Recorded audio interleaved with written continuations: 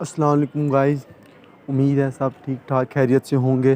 تو آج sword of اللہ یعنی اللہ تعالیٰ کا لقب جس شخص کو دیا گیا تھا تو ابھی بھی قائم ہے، انشاءاللہ قیامت تک قائم رہے گا، تو وہ خالد بن ولید رضی اللہ تعالیٰ عنہ ہیں۔ تو چلو آج ان کا ایپیسوڈ نمبر 5 ہے، تو چلو دیکھتے ہیں آج کے ایپیسوڈ میں۔ آج کے ایپیسوڈ شروع کرنے سے پہلے چینل کو لازمی شیئر سبسکرائب اور لائک کریں، اور جو میرے چینل پہ نئے ہیں تو چینل بیل آئیکن کے بٹن کو پریس کریں اور چینل کو بھی سبسکرائب کریں تاکہ ہر آنے والی نوٹیفیکیشن آپ تک پہنچ سکے۔ چلو شروع کرتے ہیں آج۔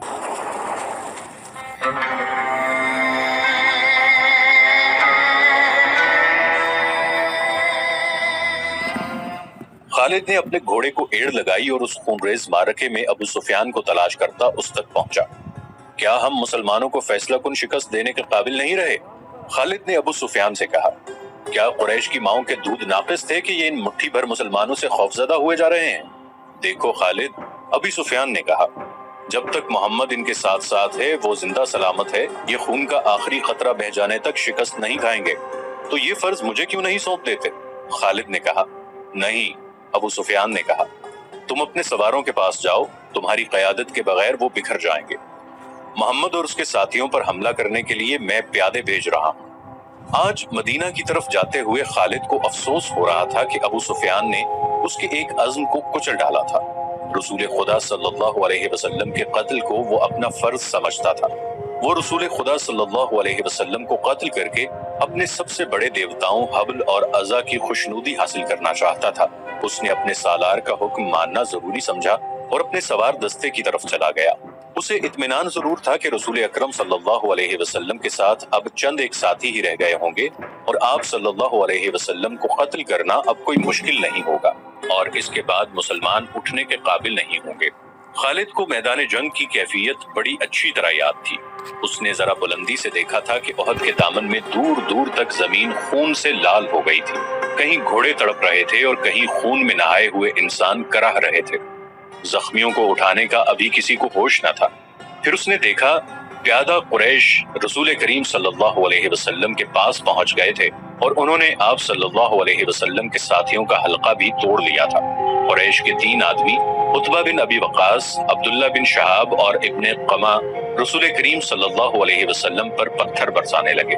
عجیب صورت یہ تھی کہ عتبہ کا سگا بھائی سعد بن ابی وقاص رضی اللہ عنہ رسول اکرم صلی اللہ علیہ وآلہ وسلم کی حفاظت میں لڑ رہا تھا۔ رسول اکرم صلی اللہ علیہ وسلم کے ساتھیوں کی تعداد نہ ہونے کے برابر رہ گئی تھی، یا وہ لڑتے لڑتے بکھر گئے تھے۔ عتبہ نے آپ صلی اللہ علیہ وسلم پر جو پتھر برسائے، ان سے آپ صلی اللہ علیہ وسلم کے نیچے والے 2 دانت ٹوٹ گئے اور نچلا ہونٹ زخمی ہو گیا۔ عبداللہ کے پتھر سے آپ صلی اللہ علیہ وسلم کی پیشانی پر خاصا گہرا زخم آیا۔ ابن قمہ نے آپ صلی اللہ علیہ وسلم کے قریب آ کر اتنی زور سے پتھر مارا کہ آپ صلی اللہ علیہ وسلم کے خود کی زنجیر کی 2 کڑیاں ٹوٹ کر رخسار میں اتر گئیں۔ ان سے رخسار کی ہڈی بھی بری طرح مجروح ہوئی۔ آپ صلی اللہ علیہ وسلم نے برچھی سے دشمنوں پر وار کرنے کی بھرپور کوشش کی، لیکن دشمن قریب نہیں آتے تھے۔ آپ صلی اللہ علیہ وسلم کا خون اتنا نکل گیا تھا کہ آپ صلی اللہ علیہ وسلم گر پڑے۔ اس وقت آپ صلی اللہ علیہ وسلم کے ایک صحابی طلحہ رضی اللہ عنہ نے، جو قریش کے دوسرے آدمیوں کے ساتھ لڑ رہے تھے، دیکھ لیا اور دوڑتے ہوئے آپ صلی اللہ علیہ وسلم کے پاس پہنچے۔ ان کی للکار پر ان کے دوسرے ساتھی بھی آ گئے۔ آپ صلی اللہ علیہ وسلم کو پتھروں سے گرانے والے قریش آپ صلی اللہ علیہ وسلم پر تلواروں سے حملہ کرنے ہی والے تھے کہ سعد بن ابی وقاص رضی اللہ عنہ نے اپنے سگے بھائی عتبہ پر حملہ کر دیا۔ عتبہ اپنے بھائی کا غیظ و غضب دیکھ کر بھاگ نکلا۔ طلحہ رضی اللہ عنہ نے رسول خدا صلی اللہ علیہ وسلم کو سہارا دے کر اٹھایا۔ آپ صلی اللہ علیہ وسلم پوری طرح سے ہوش میں تھے۔ اس دوران آپ صلی اللہ علیہ وسلم کے ساتھیوں نے ان آدمیوں کو بھگا دیا جنہوں نے رسول کریم صلی اللہ علیہ وسلم پر حملہ کیا تھا۔ مورخ لکھتے ہیں کہ سعد رضی اللہ عنہ بن ابی وقاص پر قابو پانا مشکل ہو رہا تھا۔ سعد کہتے تھے، میں اپنے بھائی کو قتل کر کے اس کے جسم کے ٹکڑے کر دینا چاہتا ہوں، جس نے میری موجودگی میں میرے نبی صلی اللہ علیہ وسلم پر حملہ کیا ہے۔ وہ اکیلے ہی قریش کی طرف دوڑنے کی کوشش کرتے تھے۔ انہیں بڑی مشکل سے روکا گیا۔ اگر رسول خدا صلی اللہ علیہ وسلم انہیں رکنے کا حکم نہ دیتے تو وہ کبھی نہ رکتے۔ قریش غالباً بہت ہی تھک گئے تھے۔ وہ معرکے سے منہ موڑ گئے तब रसूल अकरम सल्लल्लाहु अलैहि वसल्लम के साथियों ने आप सल्लल्लाहु अलैहि वसल्लम के जख्मों की तरफ तवज्जो दी।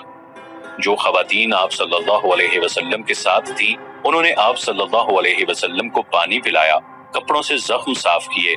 उस वक्त ये देखा गया कि खुद की जंजीरों की टूटी हुई कड़ियां आप सल्लल्लाहु अलैहि वसल्लम के रुखसार की हड्डी में उतरी हुई हैं। एक सहाबी अबू उबैदा रज़ियल्लाहु अन्हु, जो अरब के एक मशहूर जर्राह के फर्जंद थे, आगे बढ़े और आप सल्लल्लाहु अलैहि वसल्लम के रुखसारों से कड़ियां निकालने लगे, लेकिन हाथों से कड़ियां ना निकली। आखिर अबू उबैदा रज़ियल्लाहु अन्हु ने दांतों की मदद से एक कड़ी निकाल ली। जब दूसरी कड़ी निकाली तो कड़ी तो निकल आई, लेकिन अबी उबैदा रज़ियल्लाहु अन्हु के सामने के 2 दांत टूट गए। इसके बाद लोगों ने अबू उबैदा को अल अफरम कहना शुरू कर दिया। इसका मतलब है वो आदमी जिसके सामने वाले दांत ना हो। फिर वो इसी नाम से मशहूर हो गए। ये भी रसूल करीम सल्लल्लाहु अलैहि वसल्लम का मौजज़ा है कि इसके बाद अबू उबैदा रज़ियल्लाहु अन्हु ऐसे खूबसूरत दिखते थे कि उनके चेहरे से निगाह नहीं हटती थी। उम्मे ऐमन रज़ियल्लाहु अन्हा, जो रसूल अकरम सल्लल्लाहु अलैहि वसल्लम के बचपन में आप सल्लल्लाहु अलैहि वसल्लम की दाया रह चुकी थी, आप सल्लल्लाहु अलैहि वसल्लम पर झुकी हुई थी। उस वक्त तक आप सल्लल्लाहु अलैहि वसल्लम की तबीयत संभल चुकी थी। अचानक एक तीर उम्मे ऐमन की पीठ में उतर गया और उसके साथ ही दूर से एक कहकहा सुनाई दिया। सबने उधर देखा तो कुरैश का एक आदमी हब्बान बिन अल अरक़ा दूर खड़ा हंस रहा था। उसके हाथ में कमान थी। ये तीर उसी ने चलाया था। वो हंसता हुआ पीछे को मुड़ा। रसूल खुदा सल्लल्लाहु अलैहि वसल्लम ने एक तीर साद रज़ियल्लाहु अन्हु बिन अबी वक़ास को देकर कहा कि ये शख्स यहाँ से तीर लेकर ही वापस जाए। साद रज़ियल्लाहु अन्हु ने, जो तमाम कबाइल में तीरंदाजी में खुसूसी शोहरत रखते थे, कमान में तीर डालकर हबान पर चलाया। तीर हबान की गर्दन में उतर गया। साद रज़ियल्लाहु अन्हु के तमाम साथियों ने बड़ी जोर से कहकहा लगाया और हबान ने डगमगाते हुए चंद कदम उठाए और वो गिर पड़ा। आज खालिद जब मदीना की तरफ बढ़ता जा रहा था और उहद की पहाड़ी उफक से ऊपर ही ऊपर उठती आ रही थी, उसे अपने कुछ साथी याद आने लगे। अकीदों के इख्तलाफ ने भाई को भाई का दुश्मन बना दिया था, लेकिन खालिद को ये ख्याल भी आया कि बाज लोग अपने अकीदे को इसलिए सच्चा समझते हैं कि वो इसके पैरोकार होते हैं। हक और बातिल के फर्क को समझने के लिए बड़ी मजबूत शख्सियत की जरूरत होती है। एक सवाल उसे फिर परेशान करने लगा, मैं मदीना क्यों जा रहा हूँ? अपना अकीदा मदीने वालों पर ठोंसने के लिए या उनका अकीदा अपने ऊपर मुसल्लत करने के लिए? उसे अबू सुफियान की आवाज सुनाई दी, जो एक ही रोज पुरानी थी। क्या ये सच है कि तुम मदीना जा रहे हो? क्या तुम्हारी रगों में वलीद का खून सफेद हो गया है? सहरा में जाते हुए इन आवाजों ने कुछ दूर तक उसका ताक़ुब किया। फिर वो अपने उन दोस्तों की याद में खो गया जिनके खिलाफ वो लड़ा और जिनका खून उसके सामने बह गया था। उनमें से एक मुसअब रज़ियल्लाहु अन्हु बिन उमैर भी थे। कुरैश जो मार्के से मुंह मोड़ गए थे, कुछ दूर ही पहुंचे थे कि खालिद ने अपने घोड़े को एड़ लगाई और अबू सुफियान को जा पकड़ा। उसने अबू सुफियान से पूछा, तुम लोग जंग को अधूरा छोड़कर कहाँ जा रहे हो? मुसलमानों का दमखम खत्म हो चुका है। अबू सुफियान भी यही चाहता था कि ये मार्का फैसला कुन नतीजे पर पहुंचे। कुरैश के चंद सवार वहीं से पलट आए। खालिद देख चुका था कि रसूल करीम सल्लल्लाहु अलैहि वसल्लम कहाँ हैं। यहाँ फिर अबू सुफियान ने खालिद को किसी और तरफ भेज दिया और कुछ आदमियों को नबी करीम सल्लल्लाहु अलैहि वसल्लम पर हमले का हुक्म दिया। अब रसूल करीम सल्लल्लाहु अलैहि वसल्लम के साथ कुछ और मुसलमान आन मिले थे। अब फिर इब्ने क़मा लड़ते हुए मुसलमानों का हल्का तोड़कर रसूल अकरम सल्लल्लाहु अलैहि वसल्लम तक पहुंचने की कोशिश करने लगा। उस वक्त रसूल अकरम सल्लल्लाहु अलैहि वसल्लम के पास मुसअब रज़ियल्लाहु अन्हु बिन उमैर खड़े थे और उम्मे अम्मारा रज़ियल्लाहु अन्हा अपने करीब पड़े हुए 2-3 जख्मियों को पानी पिला रही थी। उन्होंने जब कुरैश को एक बार फिर हमले के लिए आते देखा तो जख्मियों से हटकर उन्होंने एक जख्मी की तलवार उठा ली और कुरैश के मुकाबले के लिए डट गए। कुरैश का सबसे पहला सवार जो उनके करीब आया, उस तक वो नहीं पहुंच सकती थी, इसलिए उन्होंने तलवार से उसके घोड़े पर ऐसा वार किया कि घोड़ा गिर पड़ा। सवार घोड़े के दूसरी तरफ गिरा। उम्मे अम्मारा रज़ियल्लाहु अन्हा ने घोड़े के ऊपर से कूदकर कुरैश के इस आदमी पर वार किया और उसे जख्मी कर दिया। वो उठा और भाग खड़ा हुआ। मुसअब बिन उमैर रज़ियल्लाहु अन्हु का कद-बुत और शक्ल सूरत भी रसूल करीम सल्लल्लाहु अलैहि वसल्लम के साथ नुमाया मुशाबहत रखती थी। इब्ने क़मा मुसअब रज़ियल्लाहु अन्हु को रसूल खुदा सल्लल्लाहु अलैहि वसल्लम समझकर उन पर हमला आवर हुआ। मुसअब रज़ियल्लाहु अन्हु तैयार थे। उन्होंने इब्ने क़मा का मुकाबला किया। फिर दोनों में तेगजनी हुई, लेकिन इब्ने क़मा का एक बार मुसअब रज़ियल्लाहु अन्हु पर ऐसा भरपूर पड़ा कि वो गिरे और शहीद हो गए। مصعب بن عمیر رضی اللہ عنہ بہت لاڈوں میں پلے نوجوان تھے، لیکن تدفین کے وقت ان کا کفن بھی ادھورا تھا۔ ام عمارہ رضی اللہ عنہا نے مصعب رضی اللہ عنہ کو گرتے دیکھا۔ غیظ و غضب سے ابن قمہ پر تلوار کا وار کیا، لیکن ابن قمہ نے زرہ پہن رکھی تھی اور وار کرنے والی ایک عورت تھی، اس لیے ابن قمہ کو کوئی زخم نہ آیا۔ ابن قمہ نے ام عمارہ رضی اللہ عنہا کے کندھے پر بھرپور وار کیا، جس سے وہ شدید زخمی ہو کر گر پڑی۔ اس وقت رسول کریم صلی اللہ علیہ وسلم جو قریب ہی تھے ابن قمہ کی طرف بڑھے، لیکن ابن قمہ نے پینترا بدل کر آپ صلی اللہ علیہ وسلم پہ ایسا وار کیا جو آپ صلی اللہ علیہ وسلم کے خود پر پڑا۔ تلوار خود سے پھسل کر آپ صلی اللہ علیہ وسلم کے کندھے پر لگی۔ آپ صلی اللہ علیہ وسلم کے بالکل پیچھے ایک گڑھا تھا۔ آپ صلی اللہ علیہ وسلم زخم کھا کر پیچھے ہٹے اور گڑھے میں گر پڑے۔ ابن قمہ نے پیچھے ہٹ کر گلا پھاڑ کر کہا، میں نے محمد کو قتل کر دیا ہے۔ وہ یہی نعرے لگاتا میدان جنگ میں گھوم گیا۔ اس کی آواز قریش نے بھی سنی اور مسلمانوں نے بھی۔ قریش کو تو خوش ہونا ہی تھا، مسلمانوں پر اس کا بڑا تباہ کن اثر ہوا کہ حوصلے ہار بیٹھے اور احد کی پہاڑی کی طرف پسپا ہونے لگے۔ اپنے نبی صلی اللہ علیہ وسلم کے شہدائیوں، بھاگتے ہوئے مسلمانوں کو ایک للکار سنائی تھی، اگر نبی صلی اللہ علیہ وسلم نہ رہے تو لعنت ہے ہم پر کہ ہم بھی زندہ ہیں۔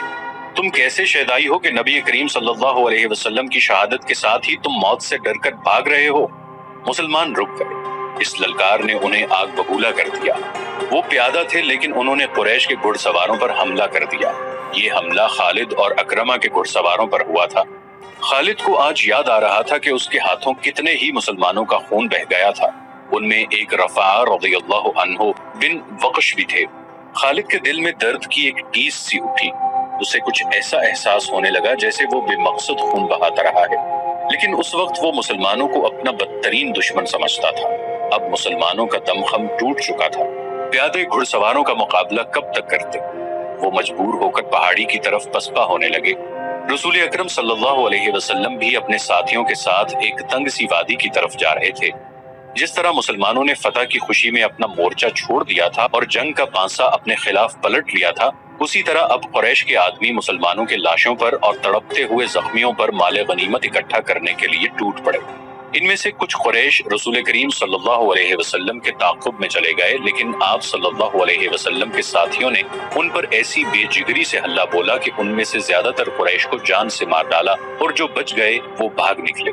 رسول اکرم صلی اللہ علیہ وسلم ایک بلند جگہ پہنچ گئے۔ آپ صلی اللہ علیہ وسلم نے وہاں سے صورتحال کا جائزہ لیا۔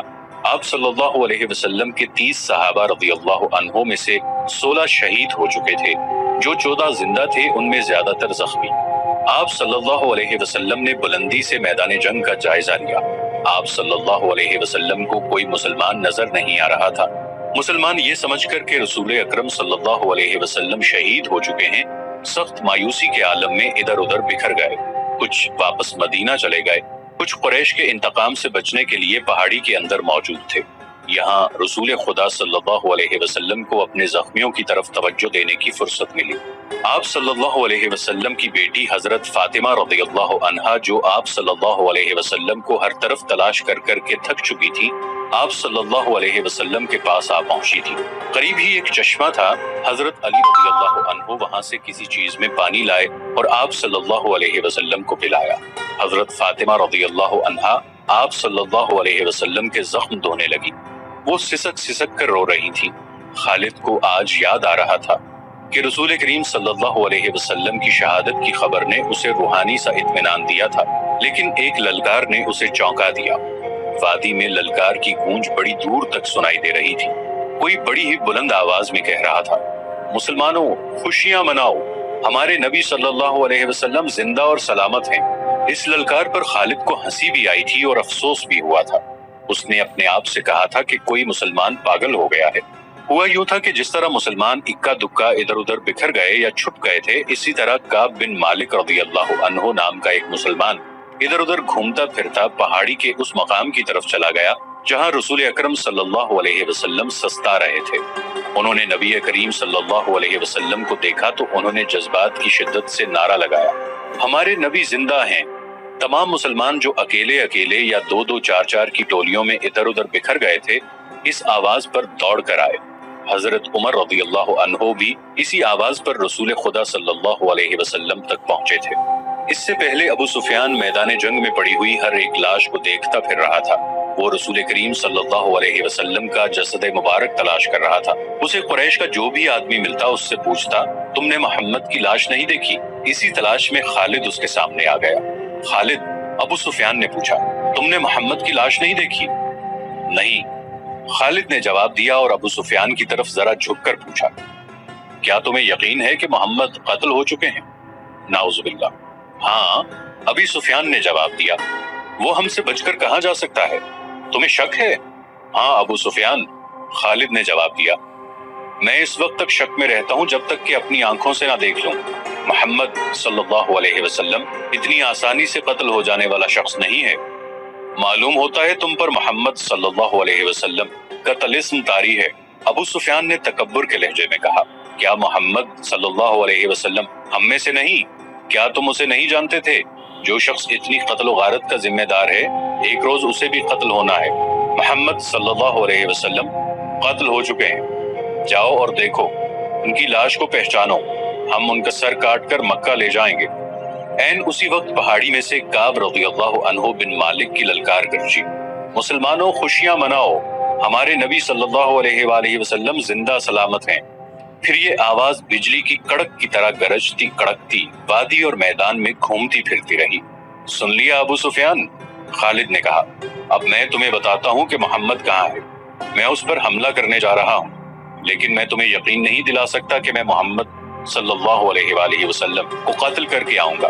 کچھ دیر پہلے خالد نے رسول کریم صلی اللہ علیہ وسلم اور ان کے ساتھیوں کو پہاڑی کے اندر جاتے دیکھا تھا، لیکن وہ بہت دور تھا۔ خالد ہار ماننے والا اور اپنے ارادے کو ادھورا چھوڑنے والا آدمی نہیں تھا۔ اس نے چند ایک سواروں کو ساتھ لیا اور پہاڑی کے اس مقام کی طرف بڑھنے لگا جدھر اس نے رسول کریم صلی اللہ علیہ وسلم کو جاتے دیکھا تھا۔ مشہور مورخ ابن حشام کی تحریر سے پتہ چلتا ہے کہ رسول اکرم صلی اللہ علیہ وسلم نے جب خالد کو اپنے سواروں کے ساتھ اس گھاٹی پر چڑھتے دیکھا جہاں آپ صلی اللہ علیہ وسلم تھے تو آپ صلی اللہ علیہ وسلم کے منہ سے بے ساختہ دعا نکلی، خدائے ذوالجلال انہیں اس وقت وہیں کہیں روک لے۔ خالد اپنے سواروں کے ساتھ گھاٹی چڑھتا جا رہا تھا۔ وہ ایک درہ سا تھا جو تنگ ہوتا چلا جا رہا تھا۔ گھوڑوں کو ایک قطار میں ہونا پڑا۔ رسول کریم صلی اللہ علیہ وسلم زخموں سے چور پڑے تھے۔ حضرت عمر رضی اللہ عنہ نے جب خالد اور اس کے سواروں کو اوپر آتے دیکھا تو وہ تلوار نکال کر کچھ نیچے اترے۔ ولید کے بیٹے، حضرت عمر رضی اللہ عنہ نے للکارا، اگر لڑائی لڑنا چاہتے ہو تو اس درے کی تنگی کو دیکھ لو، اس چڑھائی کو دیکھ لو، کیا تم اپنے سواروں کے ساتھ ہمارے ہاتھ سے بچ کر نکل جاؤ گے؟ خالد لڑنے کے فن کو خوب سمجھتا تھا۔ اس نے دیکھ لیا تھا کہ یہ جگہ گھوڑوں کو گھما پھرا کر لڑنے کے لیے موزوں نہیں ہے بلکہ خطرناک ہے۔ خالد نے خاموشی سے اپنا گھوڑا گھمایا اور اپنے سواروں کے ساتھ وہاں سے نیچے اتر آیا۔ جنگ احد ختم ہو چکی تھی۔ قریش اس لحاظ سے برتری کا دعویٰ کر سکتے تھے کہ انہوں نے مسلمانوں کو زیادہ نقصان پہنچایا، لیکن یہ جنگ ہار جیت کے بغیر ختم ہو گئی تھی۔ لیکن یہ ہماری شکست تھی۔ خالد کو جیسے اپنی آواز سنائی تھی۔ مسلمانوں کی نفری 700 تھی اور ہم 3000 تھے۔ ہمارے پاس 200 گھوڑے تھے۔ ہماری فتح تب ہوتی جب ہم محمد صلی اللہ علیہ وسلم کو قتل کرتے تھے۔ خالد نے اپنے آپ میں جھنجھلاہٹ محسوس کی۔ اس پر ایسی کیفیت طاری ہو گئی کہ اس کے دانت بجنے لگے۔ اسے جنگ کا آخری منظر یاد آنے لگا تھا۔ اس نے اس بھیانک یاد کو ذہن سے نکالنے کے لیے سر کو جھٹکا دیا، لیکن مکھیوں کی طرح یہ یاد اس کے ارد گرد بھنبھناتی رہی۔ اسے اپنے آپ میں شرم سی محسوس ہونے لگی۔ جنگجو یوں نہیں کیا کرتے۔ خالد جب حضرت عمر رضی اللہ عنہ کی للکار پر واپس آ رہا تھا تو اس بلندی سے اس کی نظر میدان جنگ پر پڑی۔ وہاں لاشیں بکھری ہوئی تھیں، شاید ان میں بے ہوش زخمی بھی ہوں گے۔ لاشوں اور زخمیوں کو اٹھانے کے لیے نہ ابھی مسلمان آگے بڑھے تھے نہ اہل قریش۔ خالد کو ابو سفیان کی بیوی ہند نظر آئی۔ وہ ہاتھ میں خنجر لیے ہوئے دوڑی چلی آ رہی تھی۔ اس کے اشارے پر قریش کی وہ عورتیں جو قریش کے لشکر کے ساتھ آئی تھیں اس کے پیچھے پیچھے دوڑی آئیں۔ ہند ہر ایک لاش کو دیکھتی تھی۔ وہ اونچے قد کی اور فربہی مائل جسم کی پہلوان قسم کی عورت تھی۔ وہ ہر ایک لاش کو دیکھتی تھی۔ کوئی لاش اوندے منہ پڑی ہوئی نظر آتی تو وہ پاؤں کی ٹھوکر سے اس لاش کو سیدھا کر کے دیکھتی تھی۔ اس نے اپنے ساتھ کی عورتوں سے کہا کہ وہ حمزہ رضی اللہ عنہ کی لاش تلاش کریں۔ اسے حمزہ رضی اللہ عنہ کی لاش مل گئی۔ ہند بھوکے درندے کی طرح لاش کو چیرنے پھاڑنے لگی۔ اس نے لاش کے کچھ اعضاء کاٹ کر پرے پھینک دیے۔ اس نے دوسری عورتوں کو دیکھا جو اس کے قریب کھڑی تھی. کھڑی دیکھ کیا رہی ہو؟ ہند نے ان عورتوں سے یوں کہا جیسے وہ پاگل ہو چکی ہو. یہ دیکھو، میں نے اپنے باپ، اپنے چچا اور اپنے بیٹے کے قاتل کی لاش کا کیا حال کر دیا ہے. جاؤ مسلمانوں کی ہر ایک لاش کا یہی حال کر دو اور سب کے کان اور ناک کاٹ کر لے آؤ. اب وہ عورتیں مسلمانوں کی لاشوں کو چیرنے پھاڑنے کے لیے وہاں سے ہٹ گئیں تو ہند نے خنجر سے حمزہ رضی اللہ عنہ کا پیٹ چاک کر کے اس کے اندر ہاتھ ڈالا.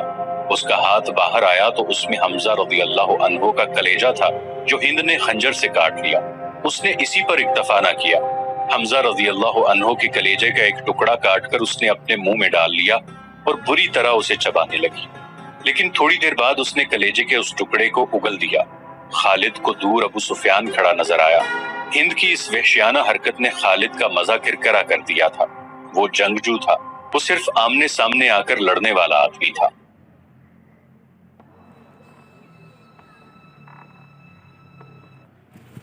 تو گائز آج کی ویڈیو یہاں پہ ختم ہوتی ہے. تو آج آپ کمنٹ میں بتائیں کہ آپ کو آج کی ویڈیو کیسی لگی. تو اپنا خیال رکھیں. شکریہ.